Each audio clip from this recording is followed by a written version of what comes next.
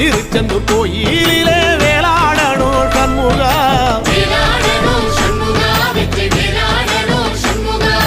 பிள்ளை ஆண்டான் பிள்ளை என வரம் கொடுக்கணும் சண்முகா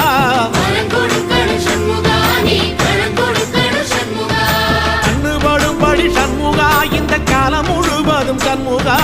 உன்ன நினைக்கிற சண்முகா நல்ல செல்வம் பொழிக்கணும் சண்முகா சொன்ன வரங்களை அள்ளி கொடுக்கிற கொடை வள்ளலே சண்முகா கோடி வணக்கம் சண்முகா பல கோடி வணக்கம் சண்முகா